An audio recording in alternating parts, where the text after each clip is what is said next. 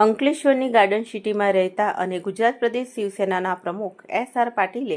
તારીખ 3 માર્ચના રોજ પોતાના જન્મદિવસની સદાયપૂર્વક ઉજવણી થાય તે મુજબનું આયોજન કરવામાં આવ્યું હતું. તેઓએ જન્મદિવસ નિમિત્તે ઘર આંગણે પૂજા અર્ચના સાથે અખંડ રામાયણ પાઠ અને મહાપ્રસાદીનું આયોજન કર્યું હતું. ત્યારે આ અખંડ રામાયણ પાઠ દ્વારા જન્મદિવસની અનોખી ઉજવણી કરી અન્ય લોકો માટે પ્રેરણારૂપ બન્યા છે.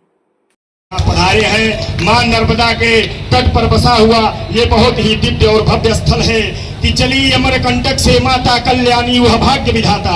चली अमरकंटक से माता कल्याणी वह भाग्य विधाता, पर्वत में कर की वह बेटी मगरमच्छ के ऊपर बैठी, दिव्य भव्य और नव्य रूप मनमोहन अनुपम और अनूप, कल कल बहती अमृत धारा मीठा कर देती जल खारा, वह है विराट वह है विशाल जिसका हर कंकर महाकाल, जन जन के दुख हरने वाली सब काज सफल करने वाली, वह पावन है मन भावन है सावन जैसी सरसावन है, भोपाल कभी ले जाती है